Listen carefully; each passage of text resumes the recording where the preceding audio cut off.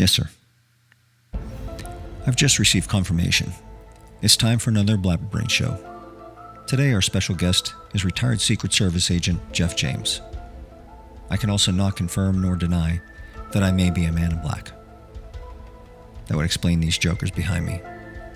Really starting to creep me out. The truth is out there, people. But it's out there. In here, it's time for the Blabber Brain show. Let's do this.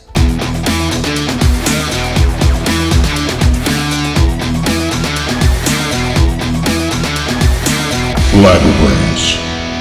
And welcome once again to Blabber Brains show. We are back in our home, studio, house, basement, bunker, wherever we normally record from.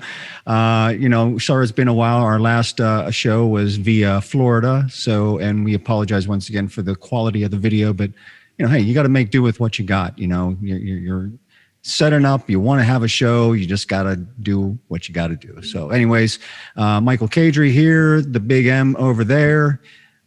There you go. Was it some sort of karate move? I didn't know what to do. I just started waving my hands, and that's what happened. You're like Elvis Presley all of a sudden or something. The karate moves. Hey, Where did that come from with him? All of a sudden, it's like he became this like black belt, and he was incorporating karate into his act. I'm like, weren't you the guy like so long ago, like on the beach in Hawaii, strumming a ukulele, and now all of a sudden you're doing karate up on stage? Well, that was an impression for him, for you to think he wasn't fat and bloated from all the alcohol and drugs he was. He just looked like a fat karate dude. I don't know. I mean, it's a shame. You're talking about one of the greatest performers, singers of all time, broke all the rules, and at the end of his life, he was a half-ass Vegas act. That's why he wasn't a rock. There was no rock and roll anymore. It's a shame. The rock and roll was the persona and the entourage and the women screaming and chasing after him. I mean, you want to consider that rock and roll? That's a little bit rock and roll, Yeah, I mean, the early stuff was. I even think you can't. It's hard to find it out there. You can't rent it. You have to go out and buy it. Is the Elvis Presley comeback special, which is like around 1969, something like that. It's in color where it's really good. Right. They got sort of the round table and I know that. Yeah. I mean, it's sort of like they started the whole MTV Unplugged decades before it actually came. I thought that was early 70s, but maybe it was late 60s. Yeah, it might have been like, I'd say 70s, maybe 71. But he looked great. He was all decked out in a leather jumpsuit. He's back to his old style ways, and it's really good if you could get it, if you could find it anywhere. Well, that's actually a good segue into something I wanted to talk about, and this is going to really seem like a weird leap, but there were those who thought that Elvis Presley was abducted by aliens. Oh, he was. And yeah, well. And they're keeping him alive, Maybe they needed the world's greatest entertainer on their planet, so they had to take him. So, but anyways, there's one thing that's been making the news a lot, and it might fit in with our theme with bringing Jeff on. We got the Secret Service, Men in Black. I don't know. You want to tie it all together. UFOs all of a sudden are a big deal. Well, they're in the news, and it's almost like hardly anybody's talking about them. And like, this is like so weird. Like the government has announced and admitted that some of these and leaked, I wouldn't say leaked. They had to confirm that some of the leaked videos of these UFOs were real. And this is a subject, I don't know that in the 30 odd years that you and I have known each other, I don't think we've ever talked about stuff like this, but, so I find it interesting, and they keep showing like that one Tic Tac video that was being traced, and there's like 2 or 3 of them around that are really going viral, so to speak, and everybody's talking about them. But it's like the two things that are kind of, I don't want to use the word scary. The 2 words that are odd about this are, number one, we don't know what they are. So either it's technology from another country, which is very disconcerting, to think that someone has that kind of technology and we don't know about it, and they're always flying over military bases, so they're spying on us in vehicles that we can't even track or chase down or anything, or it's otherworldly. I mean, either one is pretty mind-blowing. I don't know. What have you been following this at all? Do you have an opinion on this? I have a little bit. I mean, years ago when I was a teenager here in our neighborhood, we saw something crazy during the day that we couldn't explain. It was like, it almost looked like a hubcap sort of silver thing that was moving like this, but we never did find out who knows, maybe it was a weather balloon that got away. But the thing that gets, that I think, like, I have a hard time believing a lot of this stuff, but the thing, because not simply because there might not be something out there, it's just, we could go with our telescopes thousands and thousands and thousands of light years to see some. So this, if there is a such thing as a UFO, they have to be 10,000 years ahead of us in evolution, because think about how, just for us to go to Mars and back is like a 2-year trip. So you can imagine going past beyond that, millions of miles. Yeah, but if you think about like what Einstein said, Einstein came up with the wormhole theory. And what that is, that's like kind of like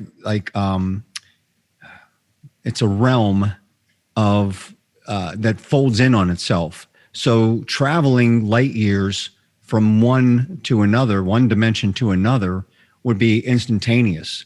So if they've somehow figured out a way to use that worm, put it this way, Einstein figured that out, 50, 60 years ago, 70 years ago.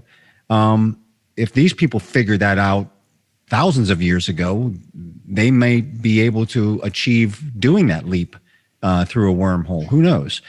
But again, all that stuff is, theories are theories until they're reality, right? until they happen.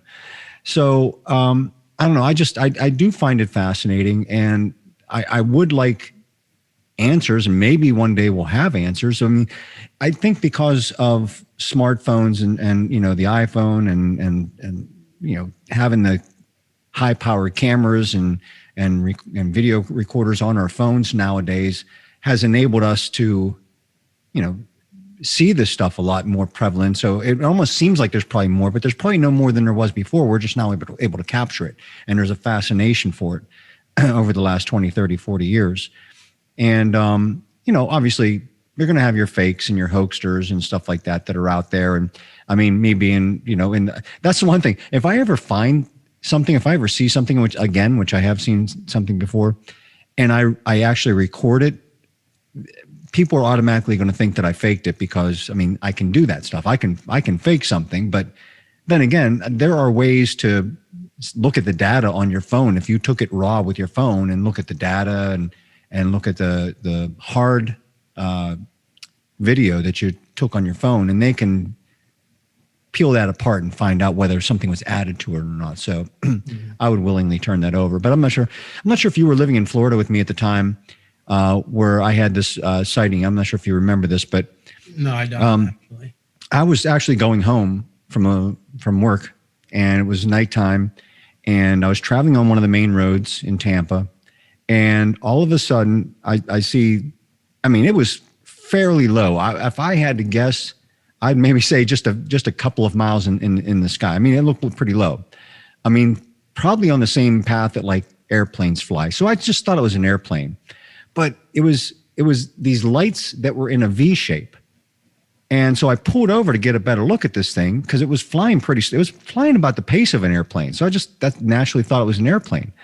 But I pulled over to get a better look at this thing, and all I could see, it was not the shape of an airplane, and there's no way an airplane could have.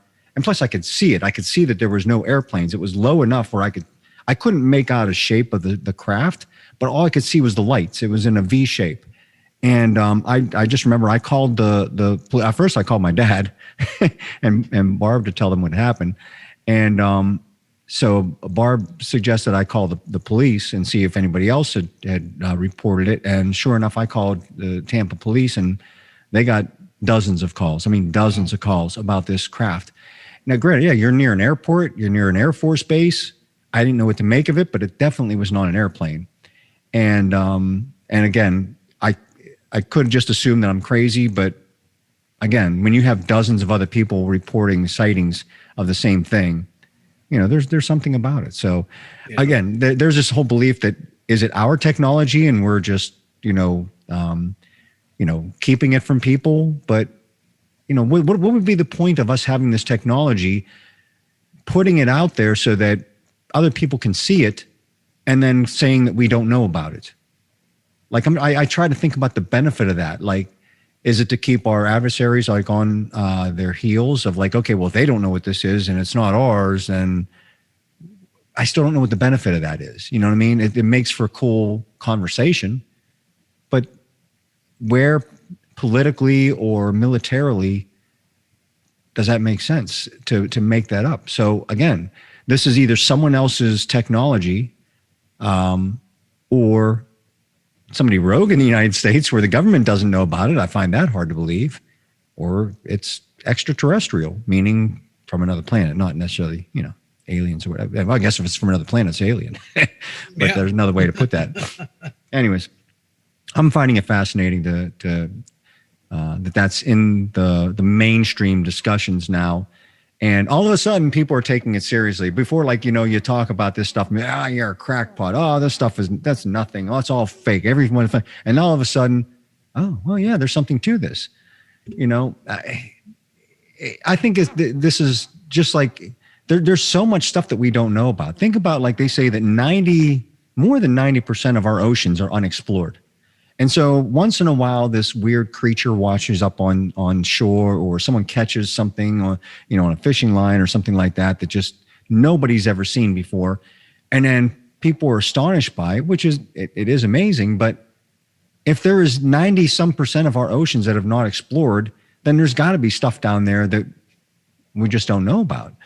Then I hate to go into the cryptoid stuff with like Bigfoot and stuff, but well, I'm just saying, there were people talking about like the giant panda or the silverback gorilla for hundreds of years, and they were just a myth. They were a story and stuff like this, and nobody believed that they exist. And both of those were found in the 20th century. So, and that's in areas that we kind of know about.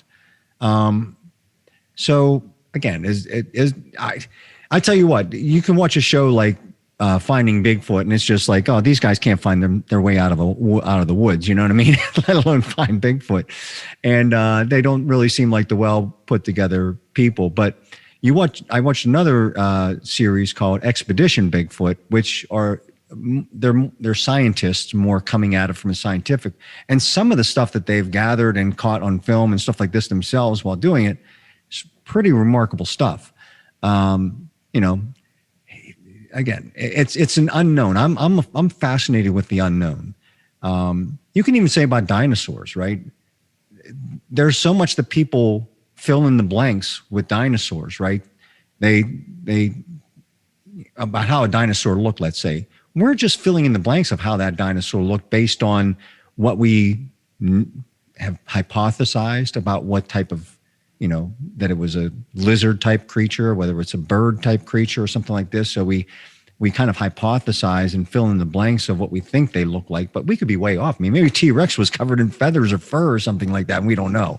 I mean, who knows what evolution has done to like the lizard even, to say that what an actual T-Rex looked like. And I don't know, I'm not a scientist, but I still find the unknown stuff fascinating. So anyways, I think, we are kind of an anomaly in and of ourselves. As much as, we think we know everything about the human species, medically, we're still discovering things that to cure people, to fix things, to go deeper into our cells and our body and stuff like this. It's like, what do they call it? Is that interspace? I don't know. Unless there's inner space or interspace, going deep into the body and stuff like that. But there's stuff that we've discovered about the human bodies over the last 10, 20 years that we never knew. We're still just discovering things about, us as people. Always just makes me wonder, when, again, you either believe in God or you don't believe in God. But I don't know how anybody takes a look at the the workings of any animal, whether it be a human being or a possum or a cat or a fish, and look at the miracle of how this thing works and lives and breathes and thinks and does these things, and thinks that it's all just random and by chance. People say, I want proof of God. I'm not going to believe in God until I have proof. Well, look around you. You either have to believe that this is the biggest accident in the world. Again, someone else likened it to taking a bunch of sheet metal and parts, throwing it up in the air, and when it lands, it forms a 747. It would be that random. Like the life, whether it be human life or animals, it's that random where you believe that just anything could. You throw ink up into the air, and when it lands on a page, it forms a book. It has to be like that random.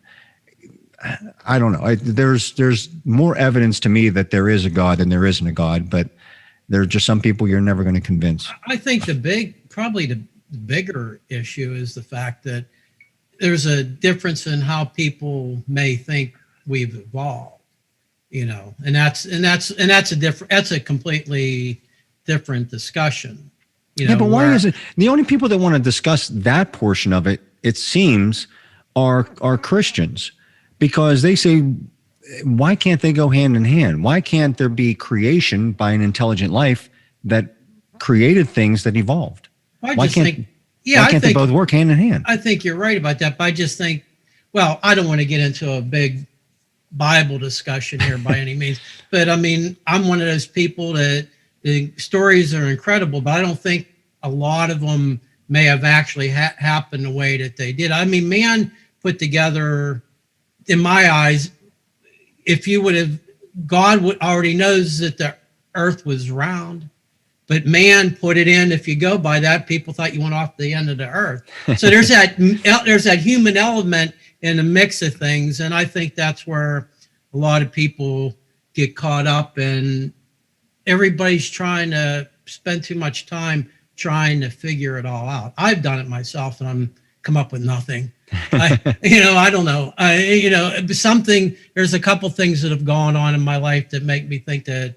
I told you the whole thing with the guitar picks a few months back. I mean, that just was really bizarre, and it's too long of a story to tell here. But I mean, there's something going on out there, in my opinion. It's just that it may not be exactly as any of us think. Who knows? No, and we're never going to have the so-called answers until we die. I think. Well, hopefully. Look, you talk about the Bible stories. I think the one main Bible story that has been kind of verified by science is the Great Flood, right? You talk about Noah, whether Noah boarded a ship full of animals. Put it this way, something had to happen to make humans survive, because science shows that there was a great global flood where the whole basically every part of the land on Earth was covered in water, and then subsided. So that had to have killed off basically everything, and then something had to start all over again. And then not only that, but there are other religions have, even Hindu and stuff like that. They have stories in their text that talk about a great flood as well. So I think that there is science behind something like that. Especially if they have a fairly good way of estimating when they think that it took time. Obviously, going from a caveman to where we're at now surely didn't happen in a couple thousand years. Oh yeah, absolutely. I mean, it's just even right now when we're talking about Einstein and things like that. I mean, there's so much you could imagine. Let's just speed ahead 5,000 years from now. There's so much of the brain up here that hasn't even been utilized yet. Right. It's just evolving in itself. I mean, well, and to tie that back into the alien theme, I mean, the ancient alien theory is that aliens modified our DNA. The whole missing link, when they say, well, how did we get from there to there, when there's something missing that between the caveman and modern man.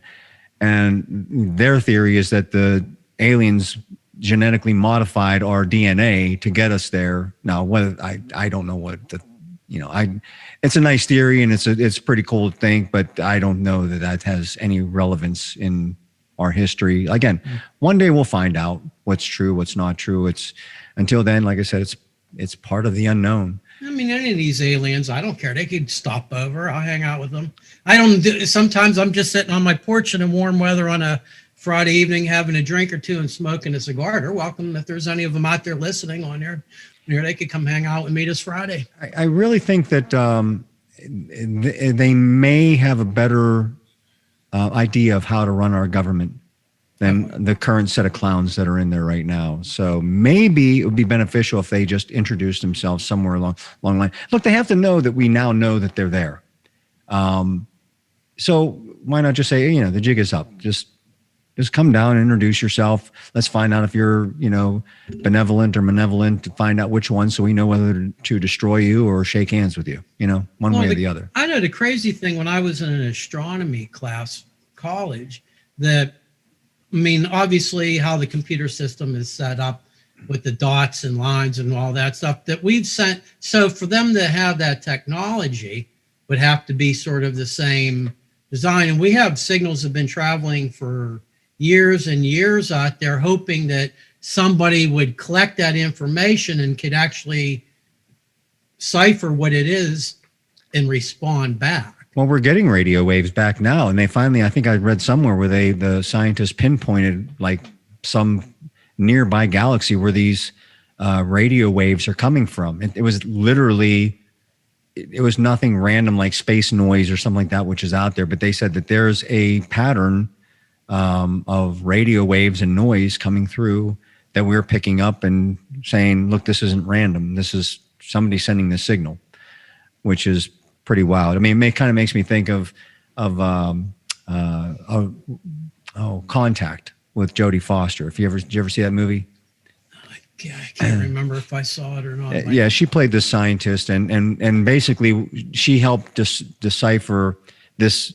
It was similar things. SETI was hearing these radio waves coming from outer space, and they figured out it was a message, and it was the message being sent back to us that we sent out there to them.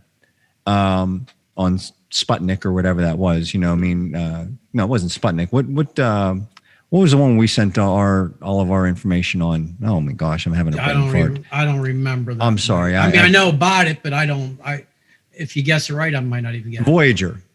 Sorry, I had a brain fart there. Voyager. So they said in the movie it was this information coming back to us that we sent out there to them, and then it gave us a way to build a craft to travel through the stars to get to where they're at and stuff like that. But anyways, like in the movie, like these religious people were all upset that they were trying to do this because they were saying it was proving that there is no God. I'm like, that was the stupidest part of the whole movie, was the fact that, look, if God created everything, he created everything. That means all the life here. That means all the life on other planets and elsewhere. I mean, I have a weird theory that people say, well, what does that mean? Jesus was here on Earth, and that makes it unique, and he saved our lives and stuff. I'm like, listen, maybe these aliens are coming to Earth to visit because this is the planet that Jesus was on. Who knows? That's a pretty, there needs to be a movie made of that, right? Of aliens traveling light years to get to another planet just to see the planet where Jesus Christ was. I think that'd be a great sci-fi movie. Yeah, I mean, it would be interesting. Who's to say that something similar didn't happen in the evolution of wherever these people are from? I mean, I don't know, it's bizarre. It's just crazy. It makes you, when you look at night, like when I was a teenager, I had a telescope. I used to get in all that. You start looking at all that stuff in the solar systems, and that really does make you you have a really powerful telescope, and you start looking at the rings around Saturn, and you can see how Juniper looks, and it does. It really. You mean Jupiter? Yeah, Jupiter. Not Juniper. Juniper is a flower. Yeah, I'm sorry, Jupiter. And you start to. It does. It gets a little eerie at midnight. Yeah, well, I tell you what. We went to a planetarium down in Florida, and they basically took us all through space of like what the Hubble telescope has been able to map and record and stuff like deep into space. And then they start pulling back and pulling back and pulling back from Earth. And there's like all this stuff, and there's like this void of space. And they're like, this void is all the stuff we don't know what's there. It's stuff that all this stuff here is what we've recorded. And this stuff we haven't recorded. And they're like, it's billions of solar systems.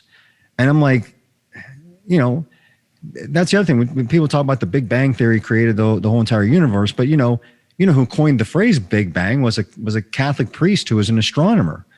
The people say, well, you know, the Christians don't believe in the Big Bang Theory.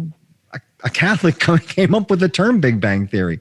Don't create your own narrative, people. If you don't know what you're talking about, don't say anything at all. Yeah, but nobody knows what they're talking about. Nobody will be talking. Right. Exactly. Everything will be silent. I know something. No, you don't. Shut up. Okay, you're right. We don't know anything. I think the majority of stuff that we think we know that we talk about, we don't know. So, I mean, there's a couple things I know for sure, and that's about it. And it's stupid stuff, you know, like making a pizza or, you know. I know one thing for sure. I know that Jeff James, former Secret Service agent, is going to be up next. It's a little different for Blabber Brain Show. I get that. You know, we're used to having people like Rudy Sarzo or Lacey Sturm on the show, people like that, rock stars. You know, this is going to be fun. It's going to be cool to explore a different side, have different conversations. We hope that you all find it amazing, amusing, fun, entertaining, informational. Whatever we can squeeze out of them, we're going to get out of them. Maybe, you know, he's not active duty anymore, right? Maybe he can tell us about aliens. Maybe he can tell us what he knows. We'll dig as deep as we possibly can and see what truths he can tell us. But until then, so we're going to take a short break. Stick around. We'll be right back with Jeff James. Blabber Brains. What's up, Brainiacs? Today's show is sponsored by Pro3 Services. Pro3 Services is your one-stop shop for school and corporate uniforms, and now they carry scrubs for all you healthcare workers on the front line. Their on-site embroidery and decoration design services help you brand your uniform so you can even put your logo or insignia on just about any apparel with no minimum order restrictions. Even if you're looking for something personal, Pro3 Services can hook you up. Need a t-shirt for Pep's 90th birthday? They got you covered. 150 shirts for your corporate Christmas gifts? No problem. Pro3 Services is locally owned in Pittsburgh, PA, and they also support small businesses. Visit pro3services.com to place your next order. Tell them you heard about it on the Blabber Brain Show, and they'll knock another 10% off your first order. pro3services.com. Check them out. Blabber Brains. And welcome back to Blabber Brain Show. And we've got with us a very special guest in Jeff James, former secret agent man. That's why we got this Get Smart theme playing in the background. I know I said secret agent man, but like, you know, that's like a given. Like everybody goes to that song. Let's do a little bit of Maxwell Smart. Although nobody under the age of 40 knows that music. They're like, what the heck is it? Unless you've seen the Steve Carell version, anyways. They used that music for the movie. I didn't see it. Yeah, they did. They actually that was their theme song. So, anyways, Jeff, hey, thanks for being on our show. As you can see, Mark and I are playing the role of your Secret Service tonight. So you are screwed, my friend. Prepare to die. I'll take a bullet, but you know, maybe if it's like paintball, you know, maybe Yeah, it's a good starting point. Yeah, I mean, you got to start somewhere, right? And at my age, that's still a gamble. So anyways, welcome to the show, and really appreciate you coming on. This is different for Blabber Brain Show. Usually we have a musical guest on or some sort of entertainer on. And I really, when Mark and I started talking about this, I thought, you know what, this is going to really give us some good diversity, and we can make entertainment out of anything, right? So let's just run down your background here. You were a Secret Service under all the way back to who? Bill Clinton? Correct. Yeah, I was. I'm sorry. Go ahead. And then I'm assuming under Bush and Obama and Trump. Correct. Yeah. Okay. And how long have you been retired now? A couple of years? 2 years. Yeah. 2 years. All right. And what, you just got bored with it or what? You just No, I actually, I loved it. I still loved it, after, I retired after 22 years and still really enjoyed it. But, an opportunity came along to continue on in law enforcement, but not have to travel to be home. My kids are 14, 12, and 9. right. So when the opportunity came along to be able to continue to make a decent living and still carry a badge and gun every day, which I really relish. I love being in law enforcement and not have to be, living in a hotel room.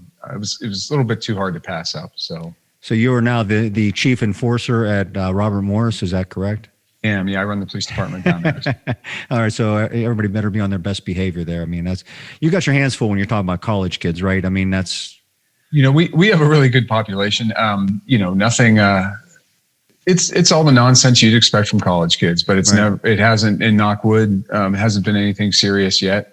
Yeah, it's not like it's Pitt or IUP. Come in. You don't have it that bad. Right. So anyways, so what made you want to get into the Secret Service? Like, take us back there. Like, what were the steps that said, that's what I want to do as a career?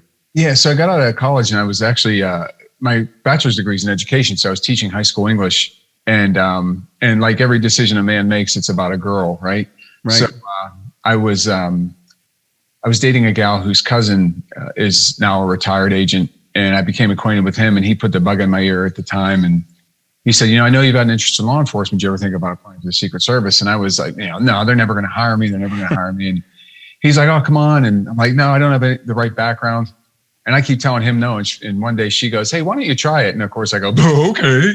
Since it's, now it's her idea.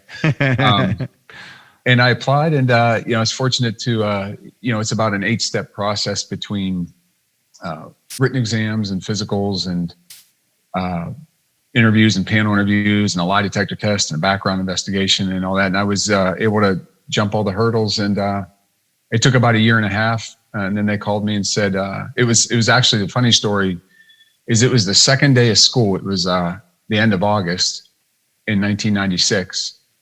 And they called and said, hey, you report for training in a month. So on the second day of school, I had to go into my boss and tell him I was leaving. And, but they didn't have any trouble finding a replacement for me. So, oh, that's good. So your first duty was with Bill Clinton, or was it lower level? Yeah, it was lower level. I was actually assigned. I was supposed to go to either Washington or New York right away because the Secret Service has field offices all over the country. Right. And 2 weeks, when they initially called me, they said, hey, you report for training in a month. They called me a couple of weeks later, and the guy says, hey, how'd you like to stay home for a while? And I said, yeah, I can be patient. I thought he meant they canceled the training class or something. Right. And I said, yeah, I can be patient. I'm pretty sure my bosses haven't replaced me yet. I'll be okay. And he goes, what are you talking about? And I said, what are you talking about? And it turned out that the field office in Pittsburgh has, there's 10 agents stationed in Pittsburgh that cover Western Pennsylvania and West Virginia. And one of the fellas there put in his papers to retire that previous week. So they said, hey, we'll have an open spot by the time you're done with training. So it worked out that I was able to start here in Pittsburgh. And what I did from here was I would travel to, supplement protection for the president, vice president. The Secret Service also protects all foreign heads of state. So anytime a foreign president, king, prince, prime minister comes to the United States, they put a detail together from agents from throughout the country. So I did a lot of that during that time. And then in 2000 was when I went down to DC. So what's the first thing they teach you is to lose your sense of humor? Is that what you got to do? Like, don't ever laugh, don't ever smile, just look straight ahead, look serious all the time. Failed miserably because no, it's the first thing they really teach you is something you probably already come in with, and that's just a dedication to mission. Right. And they talk about that a lot. And look, if I did this job, anybody could do it. I think people have this idea of Secret Service agents. I say all the time, I'm a pretty good runner and I could do a decent amount of pull-ups, but I can't slam a basketball. I can't bench press 300 pounds, none of this other stuff. And so my point is, if I could do this, anybody could do it. But the people who aren't successful are people who come in with without a sense of mission and without a dedication to a team effort, because it really is, because you couldn't do it yourselves. I mean, even the way the Secret Service depends on our law enforcement partners, and you see it, here in Pittsburgh when the president lands at the airport and has to come into downtown, and we depend on the state troopers to secure the parkway for us while we bring the motorcade in. We couldn't do that ourselves. Right. We just don't have the manpower. I keep saying we. The Secret Service couldn't. They just don't have the manpower. I think everybody knows. Yeah. So it's it always has to be that dedication to the mission and the team effort. And the other part is that it's very. I feel like sometimes I feel like a jerk when I say this part, but the big part is it's a tremendous amount of pressure, and that's something else that not everybody can handle. And we do lose people who work for us a couple of years and decide it's not for them and move on, because it is. And it's not just the pressure of when you're actually with the president; it's the pressure of, your phone rings at any time and you have to answer. Right. And whatever they tell you on the other end, it's pretty hard to say no. And I had a couple times where I was driving. I was in DC driving to work, and my phone rang, and they said, "Hey, turn around, go home and pack, and be in Milwaukee as soon as you can." So then you're calling the wife, "Honey, guess what I'm doing tonight?" Yeah, I guess she has to expect that and learn to live with that. Yeah, and that leads to pressure to the home life, and and my wife was great. She's unfortunate. She's an incredibly independent woman, always was. So I didn't have to worry about leaving her alone and worrying that if a pipe broke, would she know what to do? I always knew that she was able to handle things like that. So that made things a lot easier on me, even though it was hard, leaving the kids and everything. And I felt awful, leaving her as a single mother, and when the times I did. But but that's that ripple effect of you kind of, that pressure bleeds into your home life too, so that can get tough on people. Right. And so how does that escalate up to presidential detail? Is it just tenure? Is it your service? Is it your abilities? Like, is it your next, or what? Like, how do you get pushed up there? Yeah, it's something you have to be recommended for. So the actual, I always feel like a jerk saying this part too. The actual number of agents on the president's detail is actually a classified number. We have 3,000. I keep saying the Secret Service has about 3,000 agents worldwide. And we can't dedicate all of them just to the president because of the investigative mission and the other people that get protected. So it is a small number. And again, it's something that, they look at everything. They look at your PT scores. They look at your shooting scores. You have to have recommendations from your previous supervisors, because they can afford to be selective. Well, look, just to set the record straight, we only have about maybe 5,000 to 7,000 people that watch this show, maybe up a little bit more than that. You're not on active duty anymore, so anything you want to share with us, you're perfectly fine to share. You're not going to get in any trouble for it. You know what I mean? Well, so. I think you'd be surprised for having secret in the name. I think you'd be shocked at how much I can actually tell you. Well, and then we'll have to do some digging. I always said too, we have a trinket store where we sell everything from t-shirts, sweatshirts, hats. I'm like, we got a lot of guts calling ourselves secret when we put our star on shot glasses and sell it to everybody. Most well-known service. See, but up until a couple of years ago, I didn't even know you worked for the Secret Service, because we went to school together. I think I'm a year ahead of you. Yeah. 1 or 2 years. I graduated back in '84, and I really don't keep up. I really don't keep up with the whole East Allegheny scene until a little bit on Facebook and stuff. And then I don't know, I didn't even know it was you when I looked at your photo. You look so much different than when we were in high school. And I was unaware of it until we started becoming friends on Facebook and watching some of the interviews that you do. I check out everything that you've done. If you post and say you're going to be on. He's your biggest fan, Jeff. Oh yeah, I've bought all your albums. But I do have one question for you. It's been on my mind probably for about a year now. Now, is obviously from some of the stories I've heard you talk about, most of them sound like they're from the Bush administration. And I know that you talked about how you guys would run with him. I know he's a very avid runner. And was there ever a time like at 12:30 at night on a Saturday where he might tell one of you guys, hey, the Wendy's drive-through is closed at 1. Can you go get us a couple burgers and a few Frosties? Or is there anything goofy like that goes on? That actually does. Things like that do happen, but it's not us who do the running. It would be the White House staff. His staff would go get stuff for him. And that was all the presidents. Like if they, they had a pizza place they really liked, they'd Mark, send, that's beneath them. Yeah, they'd send the staff out. I was saying it to be funny.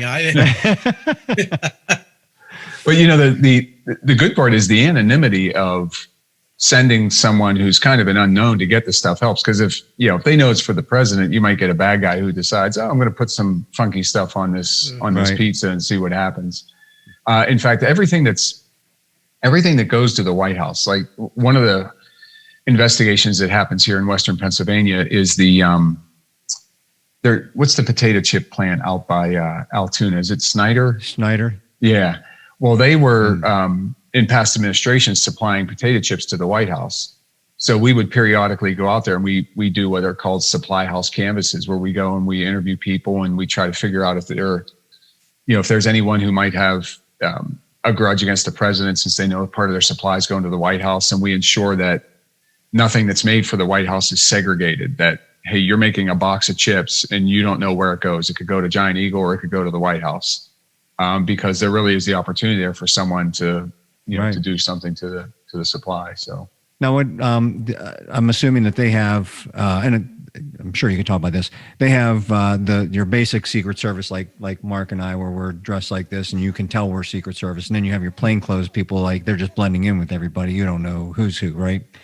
What primarily what role did you get, or did you mix back and forth? Yeah, I did. I mixed back and forth. So just in the 5 years, or the 7 years rather, I was with traveling with President Bush. I did both things. So I was one of the guys in the suits who was right around him, who just spent his day with him, whether it was he just stayed in the Oval Office all day, or whether, we went to Andrews, jumped on Air Force One, flew to, Kansas City for the day and flew back.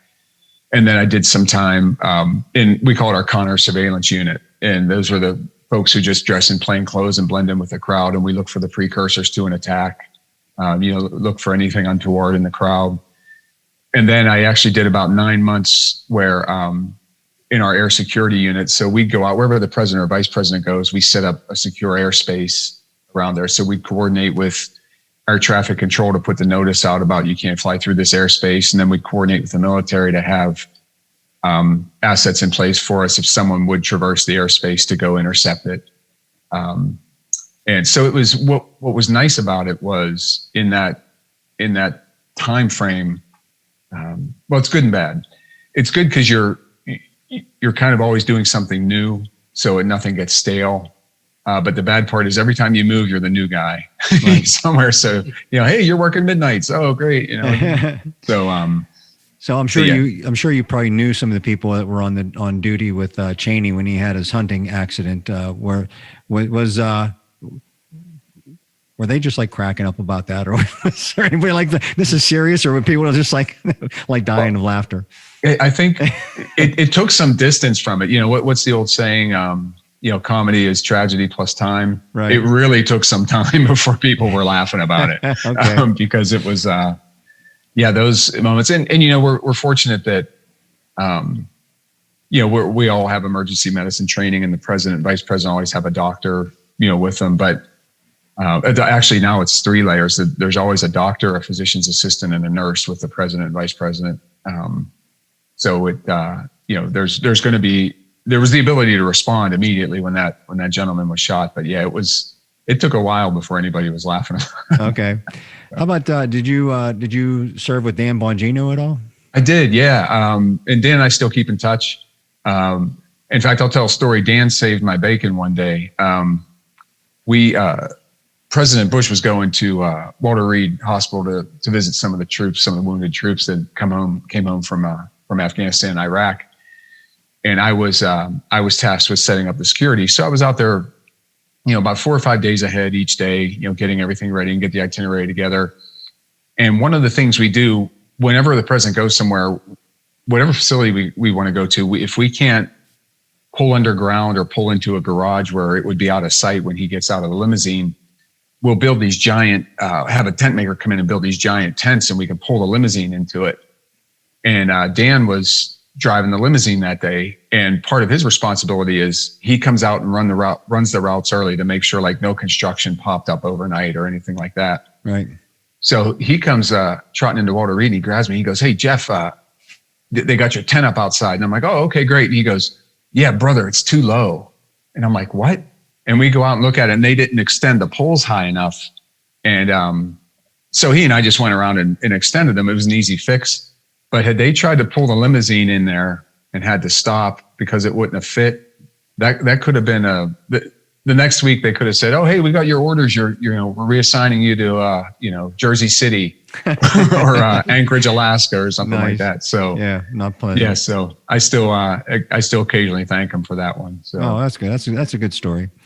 So, what is the connection, as far as you know, with the Men in Black and Secret Service? Is the Men in Black, are they with the aliens or are they with the government? Yeah, they're a whole other agency. Yeah, we don't go near those guys. Okay, because there's talk that they are with the aliens. Yeah, and I'm sticking with our theme from before. We were talking a little bit about UFOs, since UFOs have been making their way around the news lately. So, and aside from, the whole thing with the Men in Black movie came from these sightings of Men in Black. Interestingly enough, and we were also talking about cryptozoids and stuff like this with Bigfoot and stuff like this. But, another urban legend is the Mothman. I'm not sure how much you know about the Mothman of West Virginia. And if you dig deep down into that story, there's like layers and layers and layers to that story, including UFOs involved with this whole thing, and Men in Black showing up in the town of Point Pleasant at the time of the Mothman being there, and they're driving these old 40s cars, 50s cars that looked like they just rolled off the showroom floor, they said, and you would hand them a pen and they didn't even know what the heck to do with the pen, like they didn't know what it was and stuff like that. It's just the weirdest stories about these people. And I think all those stories compiled about Men in Black is where they came up with the movie Men in Black. But so you never had that duty? You never had be Secret Service for an alien or something like that? No, but I would have relished it. I'm a big look. All I know is I go out with my kids some nights and we stand and we look up at the sky, and I think it's awfully arrogant of us to assume that we're the only intelligent life among all these stars. We were just saying that. Yeah. So and people talk about intergalactic. Even my kids will say, "Well, we can't travel to other planets." And I say, "Yeah, but what if there's a civilization that was as advanced as we are 10,000 years ago?" Right. That's what we were talking about. Yeah. I mean, it's just. Well, it's incredible. If you think, like I said, I brought up like Einstein. When did he come up with the wormhole theory? Was 70 years ago, something like that. If he thought of that of the wormhole 70 years ago, and the theory of it, and it actually exists, and they are 1,000 or 10,000 years ahead of us or whatever, maybe they figured out a way how to get to that wormhole and travel through that, and to them it's not light years away. It's like instantaneous, you know what I mean? Yeah. Whatever. So who knows? So it's a lot of fun to think about. But what do you make of these of the government releasing this information on UFOs? Well, look, I think there's a need for transparency. So I think it's good. I think it satisfies a lot of people, and I think it's one of two things, or I'm sorry, one of three things. It's either UFOs, like an actual extraterrestrial that's visiting. Well, they're all UFOs or unidentified. Yeah, they're all. That's why I corrected that. Or it's technology that we have that we're testing, or probably the most frightening, I think, even more than an extraterrestrial is it might be Russia or China, testing their technology, which we are admitting, wow, we can't do this crap. Right. Well, that's exactly my point of what we talked about is there's no good scenario here either. Right.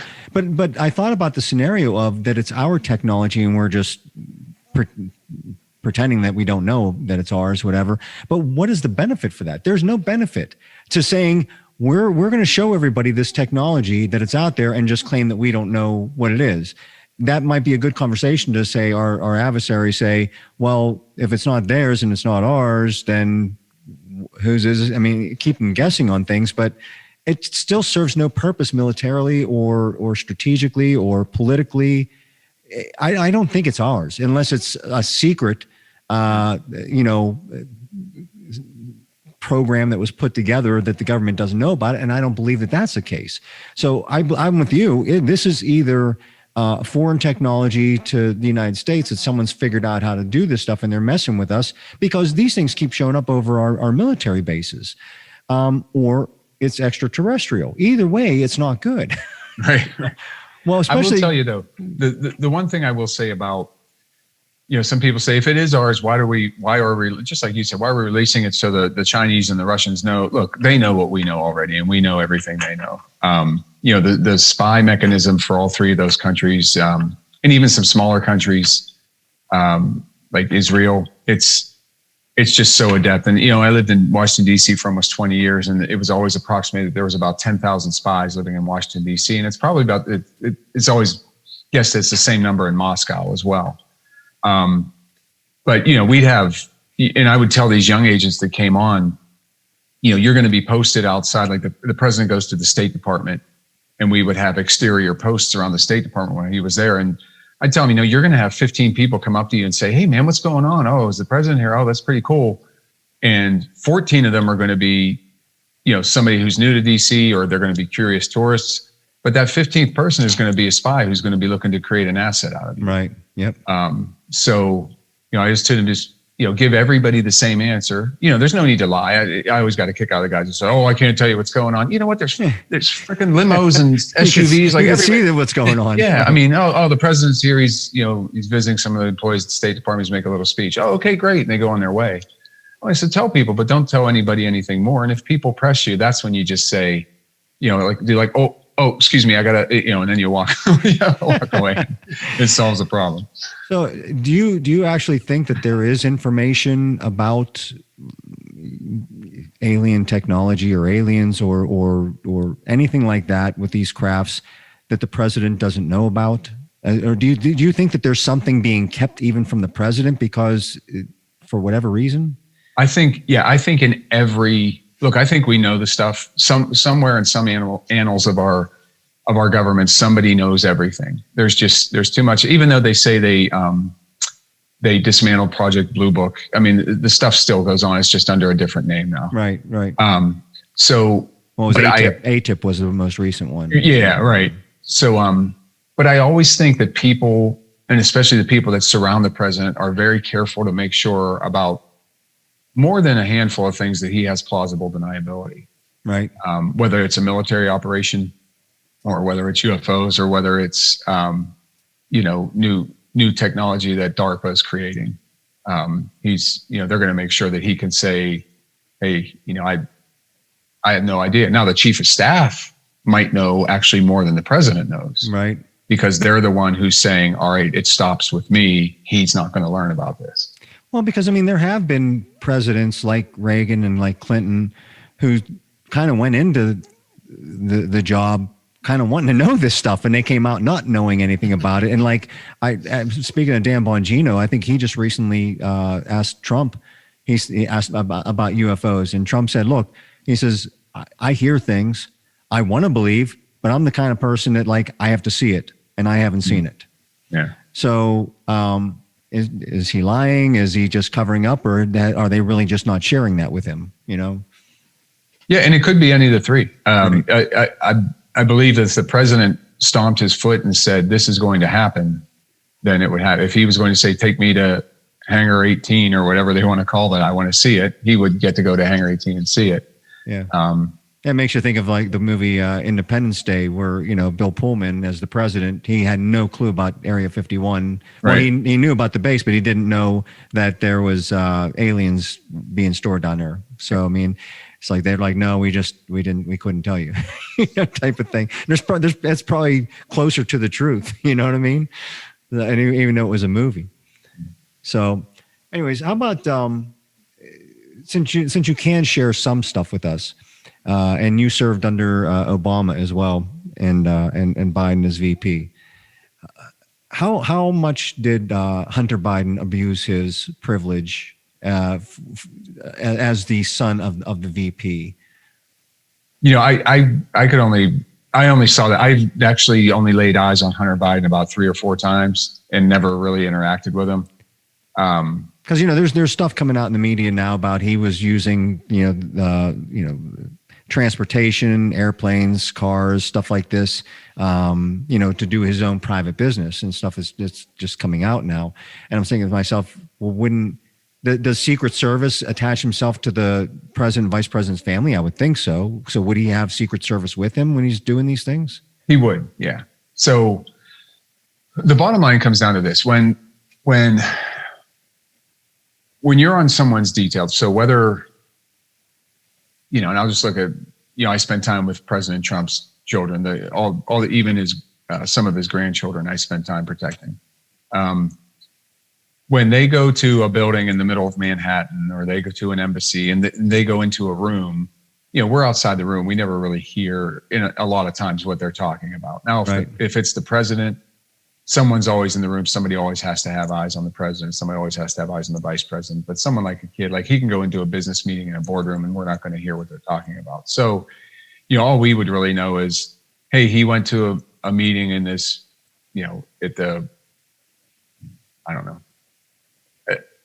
embassy of El Salvador, or he went to, we were in Manhattan and he went on at the corner of Park and Lex in this office building. He went to a meeting. We're not really in a lot of ways privy to what they're talking about. Right. But the other thing that needs to be assured is, we're still law enforcement. So we can't allow the people we protect to break the law. So if we are cognizant of someone we protect, actively committing a crime, that has to be pushed forward. And that's pushed forward internally on our side. I'm not going to go up to him and put cuffs on him right there. Right. But that's something that would get pushed forward. And does that ever happen? Well, I think you saw it in small ways, like with the Bush daughters trying to use fake IDs and stuff like that. Okay. You saw it in small ways. I wasn't there, but I heard stories of there was a presidential candidate in the late 80s in the 1988 election who was, and we also protect all major presidential candidates, and that we took that over. Didn't protect me this last election. Yeah, what's up? What, you didn't qualify, man? You got to meet certain parameters. I only needed 78 million more votes. It could have been me. He missed it by I could have brought you out of retirement. But there was a candidate who liked to partake in smoking marijuana occasionally, and that got reported. And our director actually contacted him and said, "Look, you either refuse Secret Service protection or you stop doing that, because it can't be both ways." Right. So again, that wasn't anything I witnessed. That was told to me by agents who were there, who were part of that. But so that's the bottom line too, is we're still cops. So you guys sworn to after your retirement to certain things, like if someone wanted to write a book and have like a whistleblower type of thing, are you sworn you can't do that, or otherwise you could be arrested or something like that, or what is the protocols for that? Well, we sign non-disclosure agreements when we retire, and what it essentially says is anything you couldn't talk about on the job, you still shouldn't talk about after. Whatever was classified then is still classified. You can write a book about anecdotes. You can write a book about your history. I could write a book about, the training I've had and how you can use it to keep yourself secure in your life. And that's part of what I do on my YouTube channel. I do videos about self-defense and stuff like that. But the part of it is, so there's the stuff that's classified, but then the other part is protection of anybody, even if you're just a bodyguard for some star. When Mark becomes famous and he hires me to be his bodyguard. I think I'm well past that my prime, but I appreciate you throwing that in there. One of the things is there has to be trust for me to have proximity. I can't protect him from 30 yards away. Right. So if he doesn't trust me to be close, the protection is going to fail. So we don't talk about what we hear. That's I love the one that every time I give a talk, somebody asks me, "Oh, Hillary Clinton, I heard she was terrible. I heard she threw a phone one time." And I always say, "Okay, how many of you here have thrown a phone?" And just about everybody raises their hand. I said, "Yeah, we lost a call." Yeah, just the world doesn't see us do it. Right. So we see these people at their best and their worst. I saw, I saw Gerald Ford in his underwear one time when it was the morning.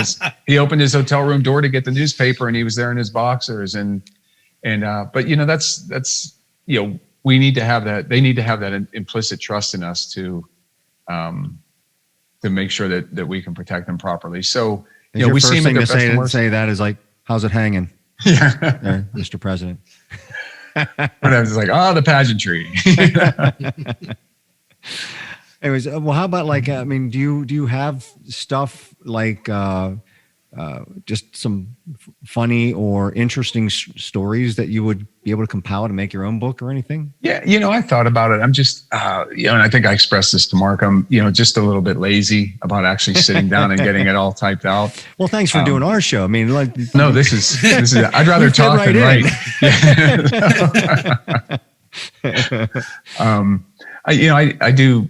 I do think about that from time to time. But by the time I get home from work, I'm just tired. And the thought of sitting down and punching stuff out, or, I gotta, my son's going to lacrosse, or my daughter got to be picked up from dance. And,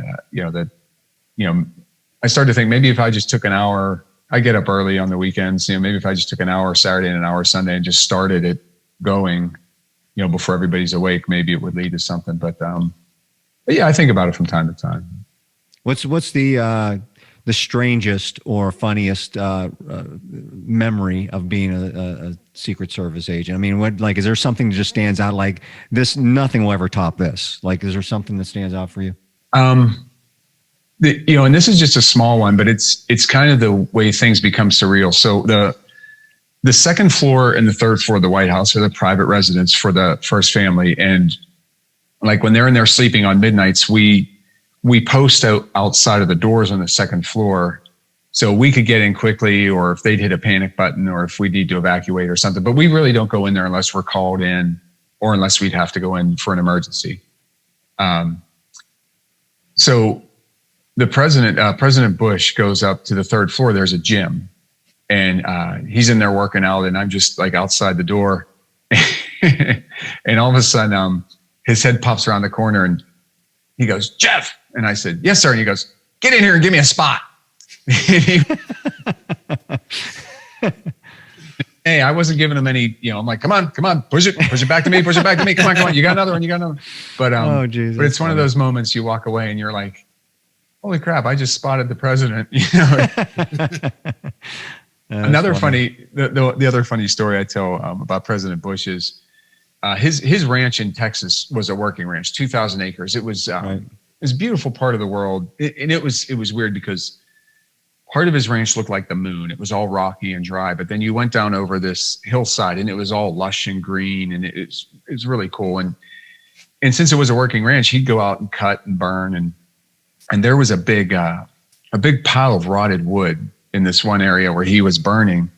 And this guy, one of the other guys, Joe Casey, says, "Hey Jeff, be careful over by that wood. I'm pretty sure I heard a rattlesnake." And I was like, "Oh, lovely." Because the rattlesnakes down there, they get this big around. I mean, they're just tremendous. No and so Joe Hagan was walking by, who was one of the high level staffers with the president, and we just said, "Hey, Mr. Hagan, can you make sure the president doesn't come near here? I think we heard a rattlesnake in there." So he goes, of course, and he tells the president, "Hey, stay away," instead of just guiding him away. So now the president's like, "What? A snake!" And he comes over and he's like poking it. So we had submachine guns that we would carry in these ballistic nylon packs. So he's there poking at this pile of wood with a stick, going, "Where's the snake? Where's the snake?" So Joe and I kind of slide up on either side of him, and we put the packs down like in front of our shins, thinking if this thing strikes, at least it'll hit the pack instead of like. This isn't the story I wanted to tell. I wanted to tell it was a hail of bullets, and I, got in front of it. Wasn't. I don't want to tell the story. I got gangrene from a snake bite, and lost the bottom of my leg or something. Well, it's all danger, I mean, you're putting yourself in line of duty. That's all, man. So anyway, so what's next for you? What are you just focusing on, being the family man and protecting RMU, or is there anything else big on your agenda coming up? Or Not really. I'm going to continue with. I also have a consulting firm that I do on the side. I do active shooter survival training. I do self-defense. I'm also certified by the state of Pennsylvania to do risk and threat assessments for schools and churches and stuff like that. So that adds a little bit of time, here and there to the calendar. But for the most part, I'm going to try to, continue to try to build that brand a little bit. Mark knows I get involved a little bit with the media. In fact, I got a call this week from one of the Fox affiliates from the Fox affiliate in DC. They wanted me to come on about what law enforcement's going to do now in DC once the National Guard moves out. But I was just bad timing. I was unavailable. Right. I'd kind of like to grow that part a little bit. But so far so good. I love my job at RMU. I got a great team out there. I have the president, Dr. Chris Howard, out there. He's a great boss, and I report directly to the chief counsel, and she's a great boss too. So, I think they might need a couple tons of dynamite to get me out of there. So, hey, I do have a couple Mark stories though. Yeah, well, please share. I know our audience wants to hear these. So, cut. I'm going to cut your mic, Mark. So Mark was a year ahead of me, and when I was in 7th grade, I was messing around with guitar and bass a little bit, and Mark would play for he'd accompany the choir for these chorus shows, and the choir director Keith Bertoluzzi said to me, "Hey, do you want to come out and see about playing guitar with us?" And I'm like, "Yeah." And I thought I was hot shit because I knew 4 chords, right? And I come out and I listened to Mark play a little bit, and I'm like, "Oh no, no, I'm not going to even try." So Mark shut down my guitar career pretty quick just by showing me up on a Tuesday at Park Terrace Middle School. So back then I was mostly playing bass too. Wasn't even so much with the regular electric guitar, but I think about that every now and then about Mr. Bertoluzzi. When I learned to play bass a little bit, I picked up on quick. I played trumpet for years prior to that, and he would go out of his way to put together bass parts for me to perform. Oh, you got to be out of class all day, or or hey, we're going to do something at some woman's auxiliary thing. You live on this street here, so I'm going to give you a pass, go home and change, bring your bass up, we'll just work. And he knew that I was really into music, and he could tell.